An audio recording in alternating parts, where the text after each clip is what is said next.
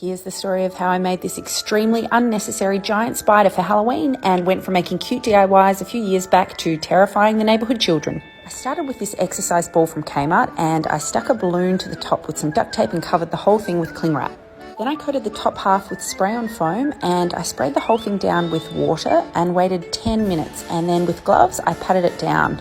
This is a really good technique for getting texture without needing to wait for it to dry and then shave the foam. At this point it has a really cool dough-like texture, and I left it to dry and flipped it over once dry and did the other side. Then once both sides were dry, I neatened it up with scissors and we went to paint it. Painting by hand was really painful, so I skipped ahead and I went and cut out 4 holes on each side of the spider's head like this, and I popped in some PVC pipe elbows. Here's how it looks with the 8 elbows in. Then I spray painted the entire thing, which was much faster and better. Then I cut up 8 pieces of PVC pipe. This technique for the legs I learned from the Wicked Makers. They make some awesome stuff for Halloween.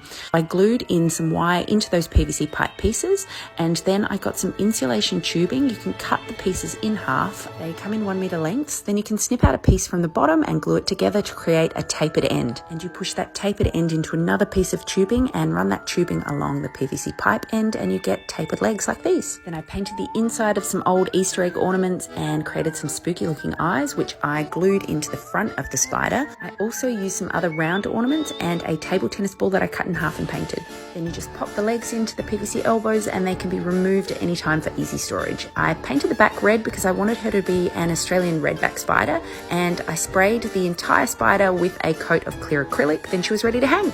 And here she is. We decided to call her Mavis, and she spawned a whole lot of baby spiders which we stuck up all around her. Happy Halloween! Oh my god, what is that? Put it in the cart. Put it in the cart. I don't even remember what I came here for. For my monster from his slab began to rise, and suddenly, to my surprise, He did the mash, he did the monster mash. the monster mash. It was a graveyard He smash. did the mash, It caught on in a flash. he did the mash. He did the monster mash. From my laboratory in the castle east to the master bedroom where the vampires feast, the ghouls all came from their humble I'm just an average man with an average life. I work from 9 to 5. Hey, hell, I pay the price. All I want is to be left alone in my average home. But why do I always feel like I'm in the Twilight Zone? If you want to keep life serene, take a treat, trick or treat, take a treat, trick or treat, take a treat. The whole night through, little scalawags with fiendish gags can make it tough on you. So when ghosts and goblins by the score ring the bell. Question. Would you die for me? Yes. That's too easy. Would you live for me? Yes. Careful. Do not say this oath thoughtlessly. Oh, you want to play psycho killer? Can I be the helpless victim? Okay, let's see. No, please don't kill me, Mr. Ghostface. I want to be in the sequel.